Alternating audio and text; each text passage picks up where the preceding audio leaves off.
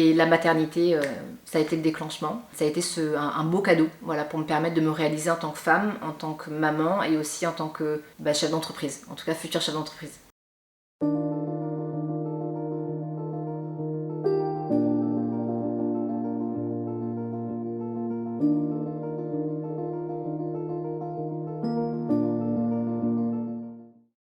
Bonjour, je m'appelle Sarah, je suis maman d'un petit garçon de 2 ans et demi et j'ai eu Télio, du coup, mon fils, en juillet 2020.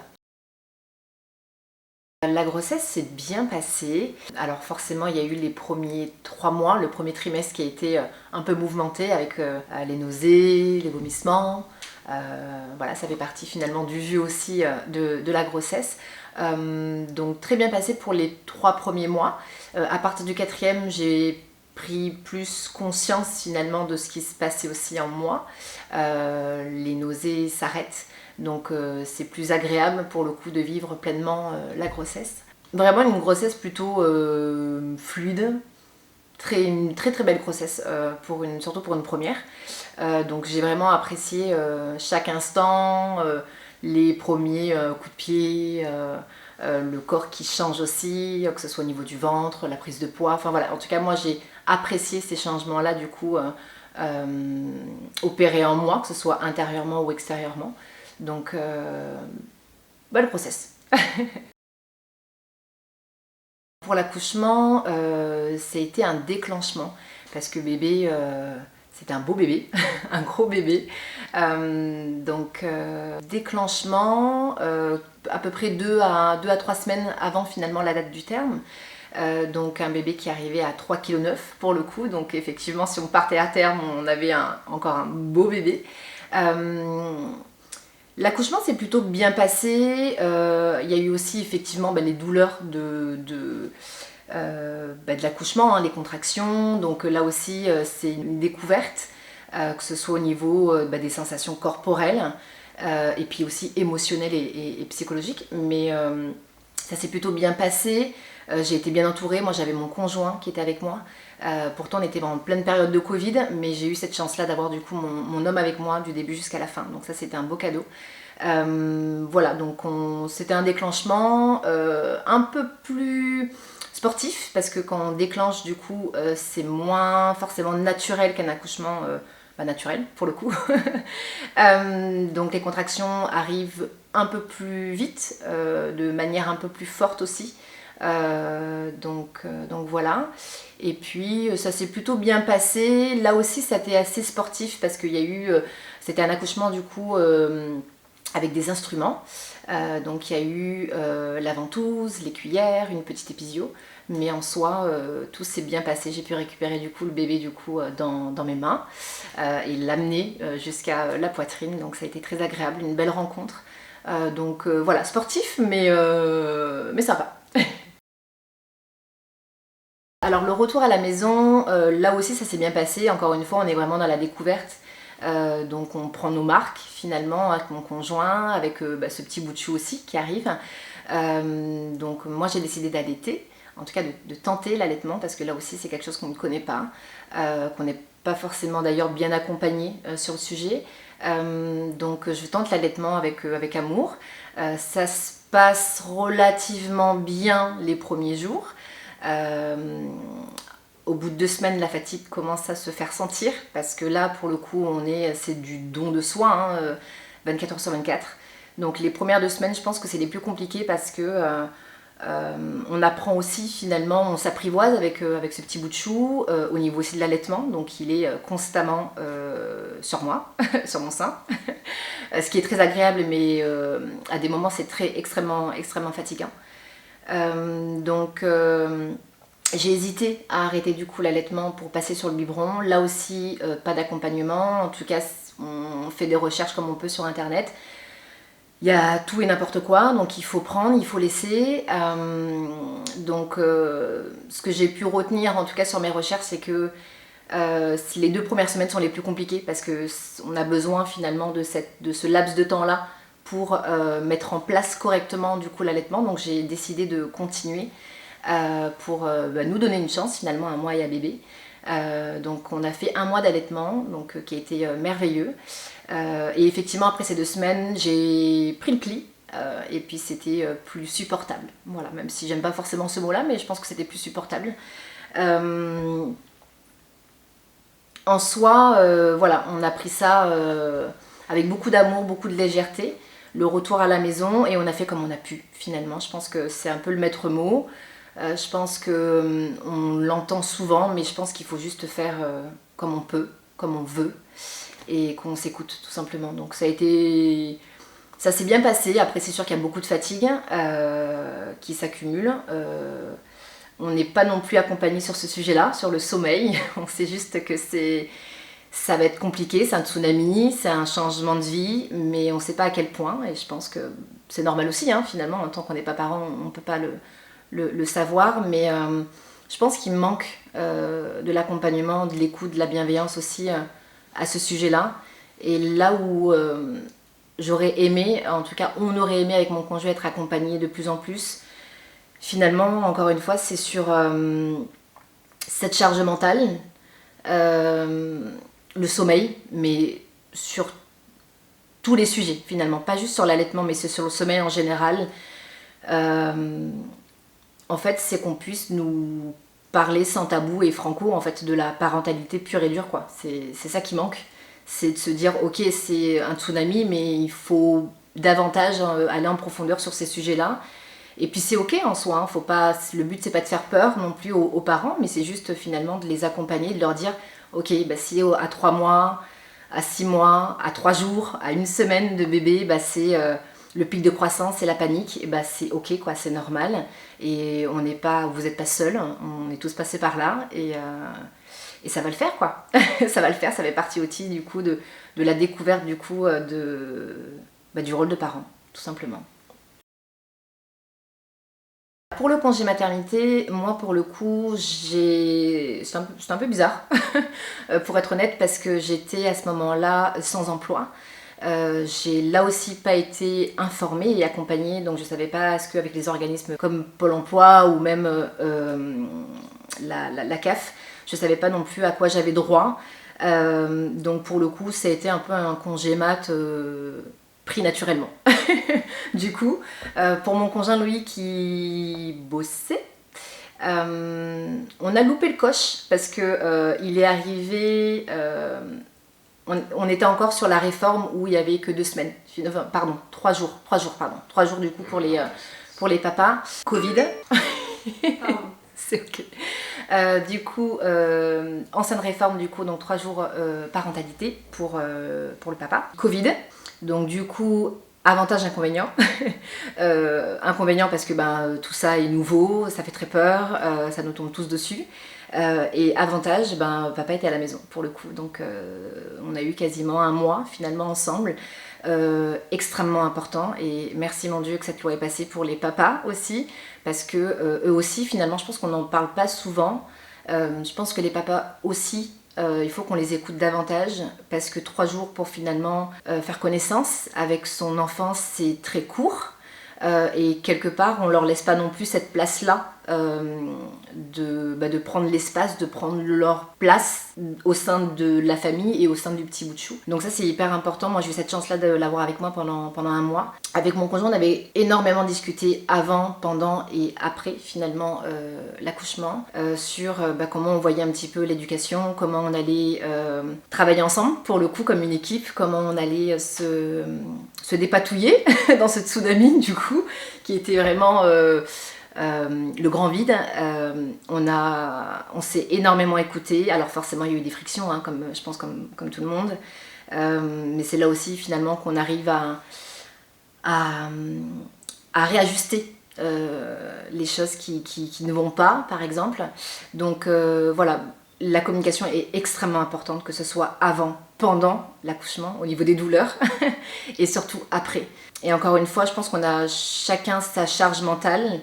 On parle beaucoup des mamans et c'est extrêmement important, mais il faut aussi parler des papas parce que je pense que si on aborde du coup ces deux sujets-là en parallèle, on arrivera à trouver une meilleure harmonie et en fait c'est la clé quoi. C'est la clé, la communication, la bienveillance, l'écoute de chacun finalement, papa et maman, c'est la clé pour réussir parce que voilà, nous on s'aime énormément et on a eu voilà, des hauts et des bas et si on n'a pas cette communication-là, cette bienveillance, je pense qu'on peut vite tomber dans le bas quoi. Donc il faut pas oublier ça, parce que quelque part on a fait aussi ce bébé-là avec amour, et il faut aller jusqu'au bout aussi dans ces montagnes russes aussi, avec bienveillance et amour encore une fois. Au niveau de l'allaitement, mon conjoint a... Encore une fois, ça a été un allié, il m'a vraiment accompagnée dans cette démarche-là. Il a fait comme il a pu, encore une fois lui aussi, donc il se réveillait avec moi, même s'il pouvait rien faire, parce qu'il n'y a pas de biberon à donner à ce moment-là. Il se réveillait avec moi pour être présent, pour me soutenir du coup moralement, émotionnellement et psychologiquement, parce que c'est très dur à ce moment-là. C'est beau et dur, attention, il ne faut pas non plus... c'est important d'aborder, mais c'est extrêmement merveilleux. Donc voilà, il a fait comme il a pu, il était avec moi, donc du coup debout, à essayer de me masser le dos par exemple quand j'avais bébé au sein. Et puis après au fur et à mesure, je l'ai laissé aussi quelque part se reposer, parce que c'est à ce moment-là aussi que lui peut se reposer pour ensuite prendre le relais quand j'ai pas du coup notre petit bout de chou avec nous, avec moi en tout cas. Donc ça s'est encore une fois plutôt bien passé. Il y a eu des moments de friction parce que à des moments je pouvais lui en vouloir de dormir. Et pourtant c'était moi qui lui disais vas-y dors, repose-toi, de toute façon tu peux rien faire de plus. Donc il y a forcément beaucoup de frustration parce qu'on voit son conjoint du coup dormir comme il faut et nous on est au sein, debout. Et il y a aussi des moments où bébé mange toutes les 15 minutes, donc on ne sait pas si finalement c'est une tétée de réconfort, est-ce que c'est un petit moment de câlin, est-ce que c'est parce qu'il a faim, donc du coup tout ça est compliqué. Mais voilà, dans l'ensemble ça s'est encore une fois plutôt bien passé. J'ai eu cette chance là d'avoir beaucoup d'amour, encore une fois c'est beaucoup d'écoute, beaucoup d'échanges, et puis on arrive à chaque fois à rectifier, voilà, comment on peut faire mieux, comment on peut soulager l'un et l'autre. Donc je pense qu'encore une fois c'est ça la clé, c'est de communiquer. Ce que j'aurais aimé savoir avant, pendant ou après, finalement tout, tout et rien à la fois, parce que je pense qu'il faut aussi garder cette magie-là aussi, cette découverte, mais en même temps tout. Je me suis renseignée du coup, forcément, je pense comme toutes les mamans, à travers des livres, à travers la maison des maternelles, à travers des articles, des forums. J'ai également suivi les cours de sage-femme. Je pense que pour une première grossesse, on est forcément... on suit un peu le pli en fait, on prend ce qu'on nous donne. On n'a pas, je pense, ce recul nécessaire pour aborder des questions ou des sujets qu'on réalise finalement après. Mais je pense qu'il faut accompagner davantage sur tout en fait, sur l'allaitement, sur la fatigue, sur la relation conjointe. Il y a énormément de sujets, je pense, sur lesquels on peut encore aller en profondeur. Vraiment aller désacraliser tout ça, aller faire péter des verrous, quoi. Enfin, des sujets vraiment tabous, parce je pense qu'on est trop codifié. C'est trop des sujets vus et revus. Et je pense qu'il faut aller en profondeur dans chaque chose. Je pense que même au niveau du cercle médical, alors bon, je m'y connais pas, hein, c'est pas mon métier, mais il n'y a pas de jugement, mais je pense qu'il faut peut-être avoir des formations supplémentaires sur même la charge mentale, quoi. Déjà, la charge mentale, on n'en parle pas souvent, mais la charge mentale, on a ce mot-là en tête, on le voit passer de plus en plus, mais encore une fois, on ne va pas en profondeur sur ça, sur les émotions, sur les hormones, sur le corps aussi qui change. Il y a des femmes qui acceptent ça sans problème, d'autres non. Voilà, j'ai des personnes moi, dans mon entourage où la grossesse c'est compliqué, et c'est ok aussi, encore une fois il n'y a pas de jugement à avoir, mais il faut aborder tout ça, quoi. Il faut être à l'écoute de chaque femme, parce qu'on est toutes différentes en tant qu'être humain, en tant que maman, en tant que femme, à tous les niveaux, que ce soit au niveau émotionnel, au niveau corps. Donc il faut aller percer tout ça, quoi. Chaque sujet, qu'une maman a besoin d'être accompagnée, il faut aller proposer des cours, des formations, faut tout faire, il y a tout à faire, je pense, il y a tout à améliorer encore. Ah ouais, je pense qu'on peut aller, on peut aller, par exemple, tout ce qui est Montessori, Dolto, il y a 2 écoles pour le coup. Il y a 2 écoles, cette médecine un peu traditionnelle et cette médecine un petit peu plus sur l'accompagnement, l'écoute des enfants, etc. Je pense qu'on peut aller plus loin, en tout cas c'est ma vision des choses, mais je pense qu'on peut aller plus loin finalement dans ce mariage-là. Et je pense que c'est pour ça aussi finalement qu'il y a encore beaucoup de tabous, il y a encore beaucoup d'incompréhension et qu'on se retrouve un peu paumé quoi, parce que on a cette médecine traditionnelle et cette médecine un peu douce, enfin voilà, et pour le coup on a l'impression de devoir choisir. Voilà, on a l'impression de devoir choisir et que si on part de ce côté-là, du côté un peu Montessori par exemple, et c'est un peu trop pisse. Et si on est un peu trop dans la médecine conventionnelle, on est un peu trop strict. Donc pour le coup, je pense qu'il y a, encore une fois, il n'y a pas de règle. Je pense qu'on peut tout mêler. C'est encore un peu trop conventionnel, je pense. Après, chacun sa méthode de travail. Il y a des très bons médecins qui arrivent à marier les deux. D'autres non, parce qu'ils sont très... voilà, ça dépend de leur cursus. Mais encore une fois, il n'y a pas de jugement. Mais je pense qu'on peut aller mêler ces 2 choses-là.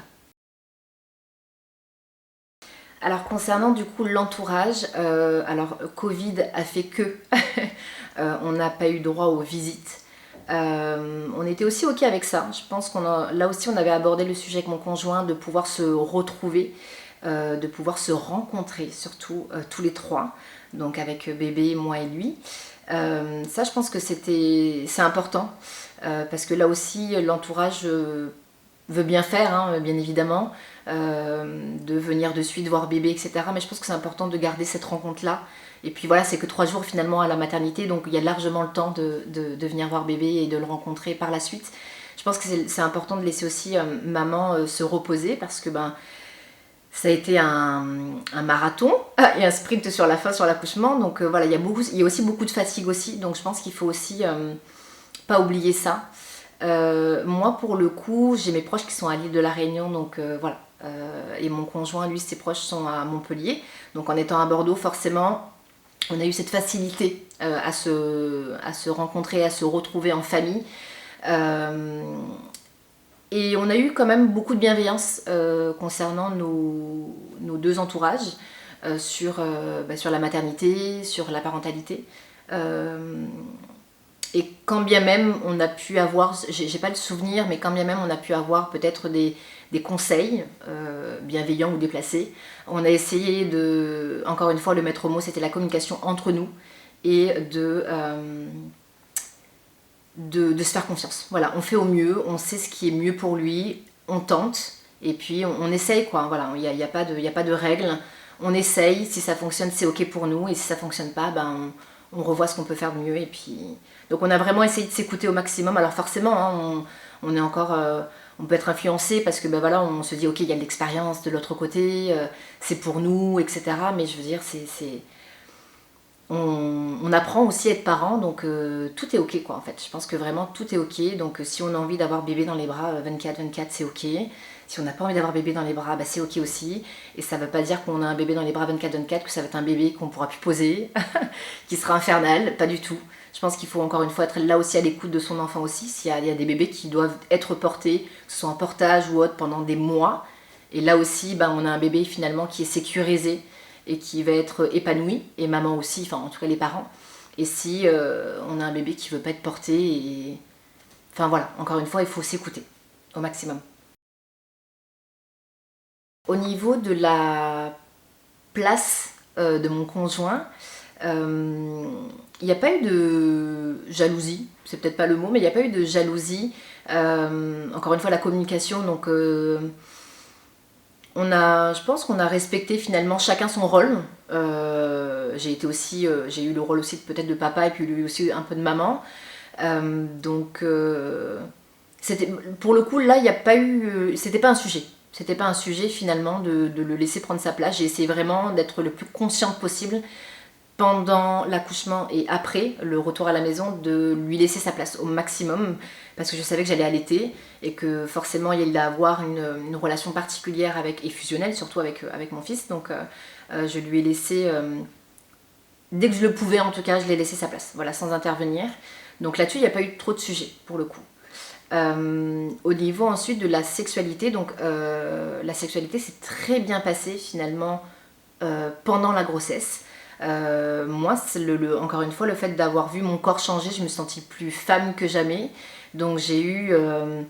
et je plaisais aussi finalement à mon conjoint davantage, parce que lui aussi voyait ce changement-là. Et puis je pense ouais, ça s'est très très bien passé en tout cas au niveau, tout le long de la grossesse, il n'y a pas eu de problème là-dessus. Jusqu'à la fin. Et ensuite, après l'accouchement, alors bien évidemment, hein, les premières semaines, les premiers mois, la question ne se pose pas, parce que là, on est vraiment concentré sur bébé. Il y a aussi forcément la petite épisio qui fait que, bon voilà, c'est pas forcément agréable. Le corps aussi n'est plus le même, pour le coup, que celui de la grossesse. Donc là, je l'apprécie moins, mais je suis pas dans le jugement. Je viens de donner l'avis, donc je vais vraiment être bienveillante finalement à mon égard. Donc pour le coup, j'accepte ça. Je me regarde pas trop dans le miroir, mais j'accepte ça. Mon conjoint du coup me rassure beaucoup avec des compliments. Donc lui aussi, la question du physique n'est pas un problème. Et puis par contre, ça a pris du temps avant d'avoir une sexualité qui se remet en place. Ça a pris quand même plusieurs mois, je pense 2 ou 3 mois. Forcément de la frustration sur la fin pour mon conjoint, ce qui est aussi normal, hein. Mais encore une fois, la communication, c'est extrêmement important aussi de lui faire comprendre que c'est pas lui, que c'est pas le manque de désir ou d'attirance, c'est juste que il faut aussi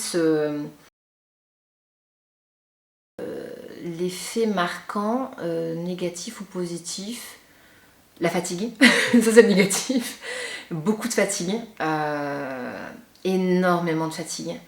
Et le côté positif, je pense que le petit regret, effectivement, c'est l'allaitement. Je pense que j'ai arrêté au bout d'un mois. J'étais ok avec ça à ce moment-là, hein. Il y avait pas de problème. Mais effectivement, quand l'allaitement se termine, il y a ce manque-là. Ah ouais, ce petit été du soir, le fait de l'avoir près de soi, en fait, finalement. Je pense que c'est le petit regret. S'il y a un deuxième, on part sur un allaitement un peu plus long. Et encore une fois, je ne me mets pas de pression, parce que voilà, tout est mouvement, donc je peux aussi changer d'avis, et encore une fois, c'est ok. Fait marquant, ouais, beaucoup de fatigue, et puis fait positif, le bonheur d'être parent, quoi. Enfin, je veux dire, faut pas oublier ça, quoi. Je suis lancée dans l'aventure de l'entrepreneuriat, donc mompreneur pour le coup, il y a quelques mois de ça. J'en suis arrivée là parce que j'ai eu de très très belles expériences. J'ai eu l'opportunité de travailler dans de très belles maisons, dans de gros groupes. Mais parmi ces expériences-là, j'ai vécu des mauvaises expériences. La pression du chiffre, un management déshumanisé, une charge mentale lourde là aussi. Et finalement, c'était pas à quoi... j'aspirais pas à ça en soi, et je voyais pas la vie du travail de cette manière-là, et donc une incompréhension de cette injustice aussi. Donc j'ai toujours, je pense aussi, eu ce rêve-là d'entreprendre quand j'étais petite, et je pense que malgré ces belles expériences, ces petites expériences, ces mauvaises expériences m'ont amené à me dire ok, en fait j'ai envie de travailler en lien avec mes valeurs aussi, et la maternité, ça a été le déclenchement. Ça a été un beau cadeau, voilà, pour me permettre de me réaliser en tant que femme, en tant que maman, et aussi en tant que chef d'entreprise, en tout cas futur chef d'entreprise. Voilà, donc moi je crée des peluches personnalisées Made in France pour nos enfants. Voilà, donc je crée de la rêverie avec des matières naturelles, donc pour respecter nos bouts de chou et puis Mère Nature, du coup notre planète Terre. Voilà, et puis comment j'allie finalement la vie de maman et d'entrepreneur. Là aussi c'est le grand vide. Voilà, je saute en slip. Donc encore une fois, j'essaie de m'écouter au maximum. C'est compliqué parce que je me mets beaucoup de pression parce que là pour le coup on n'a plus cette stabilité financière, cette sécurité de l'emploi. Donc là finalement on a cette pression de il faut que ça marche quoi, il faut que ça fonctionne. Voilà, j'avance petit à petit. Là je suis encore vraiment dans cette phase de création, voilà, au niveau logistique, opérationnel, au niveau marketing. Donc j'essaie de m'écouter au maximum et puis s'il y a des jours où je suis productive, c'est ok, et s'il y a des jours où je ne le suis pas, j'essaye au mieux, au maximum de déculpabiliser. Voilà. Je pense que s'il y a des moments où on n'est pas productive, il faut savoir aussi se vider pour se remplir à nouveau. Donc voilà, je fais au mieux, je fais ce que je peux, mais je suis sur la bonne voie, donc je me fais confiance. L'avantage pour le coup d'être dans l'entrepreneuriat en étant maman, c'est qu'on a cette liberté-là. On a une liberté qu'on n'a pas quand on est salarié.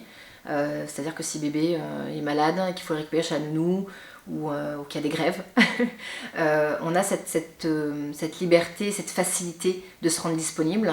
Ça c'est génial. L'inconvénient forcément c'est que quand on est surtout dans je pense à tous les niveaux, mais en tout cas pour ma part qui est dans ce processus du coup de création, quand j'ai une journée en tout cas une semaine qui est établie et que bébé est malade, là c'est compliqué parce que je dois l'avoir avec moi, forcément il me lâche pas d'une semelle, donc du coup je suis moins productive, mais encore une fois je pense qu'il faut juste trouver son rythme. Il faut juste trouver son rythme et ça prend du temps, c'est normal. Avantage, inconvénient comme tout, hein, encore une fois cette liberté et cette sérénité de se dire ok je travaille maintenant pour moi, je suis disponible pour mes proches. Et puis je travaille encore une fois en lien avec mes valeurs. Et l'inconvénient, effectivement, encore une fois, cette charge mentale de ok, là il faut vraiment assurer. Et puis voilà. Mais je pense pas que ça change quelque chose si j'aurais pas eu d'enfant à ce moment-là, si je me serais lancée dans l'entrepreneuriat.